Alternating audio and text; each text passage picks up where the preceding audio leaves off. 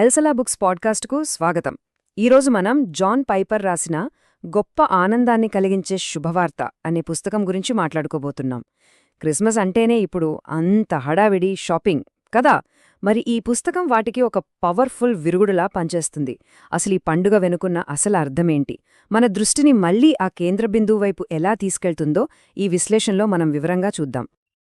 పుస్తకం మొదట్లోనే రచయిత తన లక్ష్యాన్ని చాలా స్పష్టంగా చెప్తారు.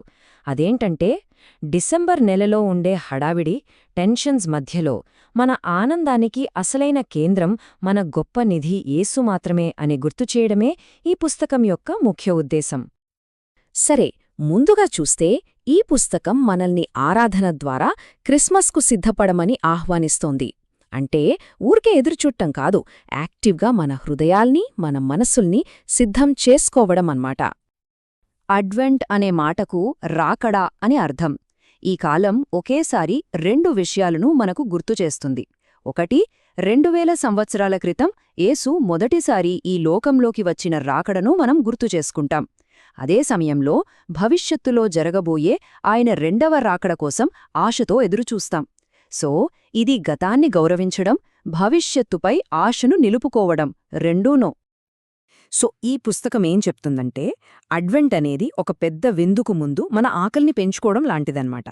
అంటే మనం ఆధ్యాత్మికంగా సిద్ధపడితేనే క్రిస్మస్ ఇచ్చే ఆ అసలైన లోతైన ఆనందాన్ని పూర్తిగా ఆస్వాదించగలుగుతాం.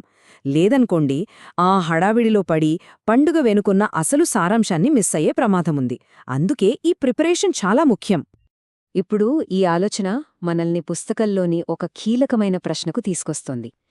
పండగ హడావిడి అంతా పక్కన పెట్టి మనల్ని లోతుగా ఆలోచింపజేసే ప్రశ్న ఇది. పుస్తకం మనల్ని సూటిగా ఒక ప్రశ్న అడుగుతుంది.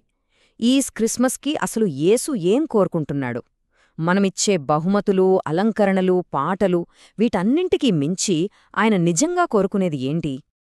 దానికి సమాధానం ఆయన ప్రార్థనలోనే దొరుకుతుంది. ఆయన కోరిక ఏంటంటే, మనం ఆయనతో ఉండాలి, ఆయన మహిమను చూడాలి.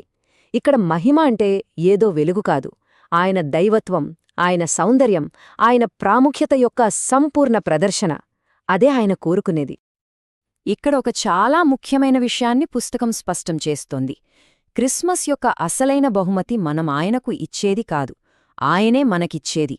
అదేంటంటే, ఆయన మహిమను చూసి ఆనందించే గొప్ప అవకాశం. ఆయన మన సాంగత్యాన్ని కోరుకోవటం ఆయన ఒంటరితనం వల్ల కాదు, మన సంపూర్ణ సంతృప్తి కోసమే. ఇక ఇప్పుడు ఈ పుస్తకంలోని చాలా ముఖ్యమైన, బహుశా మనల్ని ఆలోచింపజేసే ఒక వాదనకు వద్దాం. క్రిస్మస్ వెనుక ఉన్న అసలు కారణమేంటి? ఈ పుస్తకం యేసు పుట్టుకకు, ఆయన మరణానికి మధ్య ఒక స్పష్టమైన సంబంధాన్ని చూపిస్తుంది. బెత్లెహేములో ఆయనకు ఉండటానికి చోటు దొరకకపోవడం, ఆయన పేదరికంలో పుట్టడం, ఇవన్నీ యాదృచ్ఛికంగా జరిగినవి కావు. అది కల్వరికి దారితీసే మార్గంలో మొదటి అడుగు అని రచయిత చెప్తారు. ఇదే ఈ పుస్తకంలోని ప్రధాన వాదన. ఏంటంటే, ఆయన మనిషిగా పుట్టింది చనిపోవడానికే. పుస్తకం ప్రకారం గుడ్ ఫ్రైడేనే క్రిస్మస్ యొక్క అసలు ఉద్దేశ్యం. అంటే క్రిస్మస్సు, గుడ్ ఫ్రైడేలను మనం వేరుచేసి చూడలేం. హెబ్రీ పత్రిక ఆధారంగా పుస్తకం ఈ లాజిక్ను స్టెప్ బై స్టెప్ వివరిస్తుంది. స్టెప్ 1, ఆయన మనలాగే రక్తమాంసాలు ధరించుకుని ఒక మనిషిగా పుట్టాడు. ఎందుకు? స్టెప్ 2, ఎందుకంటే మరణం ద్వారా ఆయన ఒక పని చెయ్యాలి. ఆ పనేంటి? స్టెప్ 3, మరణంపై అధికారమున్న అపవాది శక్తిని నాశనం చేయడానికి. ఫైనల్గా స్టెప్ 4, తద్వారా మరణ భయంతో బానిసత్వంలో ఉన్న మనందరినీ విడిపించడానికి. చూశారా, పుట్టుక, మరణం, విమోచన మధ్య ఎంత బలమైన సంబంధముందో? సరే, ఇంత గొప్ప సత్యం మనకు తెలిసిన తర్వాత మనం ఎలా స్పందించాలి?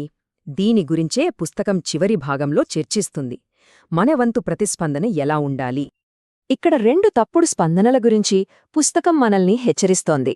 మొదటిది ఉదాసీనత, అంటే ప్రధాన యాజకుల్లాగా సత్యం తెలిసినా పట్టించుకోకుండా ఉండిపోవడం. ఇక రెండవది శత్రుత్వం, హేరోదు రాజులాగా సత్యానికి భయపడి దాన్ని నాశనం చేయాలని చూడటం. ఈ 2 రకాల స్పందనలు మనం ఈరోజు కూడా చూస్తూనే ఉన్నాం. అయితే మూడవ మార్గం ఒకటుంది. ఉదాసీనత, శత్రుత్వం కాకుండా పుస్తకం మనల్ని జ్ఞానులు చూపిన మార్గాన్ని అనుసరించమని పిలుస్తోంది. అదేంటంటే, కేవలం బహుమతులివ్వటం కాదు, లోతైన వినయంతో కూడిన ఆరాధన. మరి అసలు వినయమంటే ఎలా ఉంటుంది? పుస్తకం ప్రకారం క్రీస్తు జీవితమే దానికి గొప్ప ఉదాహరణ.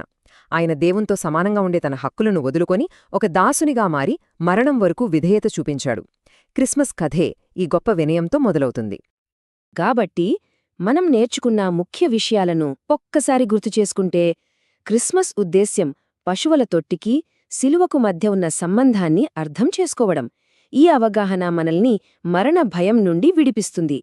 మరి దీనికి మనమివ్వాల్సిన సరైన ప్రతిస్పందన వినయంతో కూడిన ఆరాధన. సో ఈ విశ్లేషణను మనం ఈ ఆలోచనతో ముగిద్దాం. మన సెలబ్రేషన్స్ మధ్యలో వినయం అనే ఈ ఒక్క కాన్సెప్ట్ మొత్తం పండుగ అర్థాన్నే ఎలా మార్చేస్తుందో ఆలోచించండి. క్రిస్మస్ అంటే కేవలం పశువుల తుట్టిలో ఉన్న ఒక చిన్నారి కథగా కాకుండా, ఒక రాజు వినయంగా మనకోసం వచ్చిన రోజుగా చూసినప్పుడు మనలో ఏం మారుతుంది? ఇది ఆలోచించాల్సిన విషయం.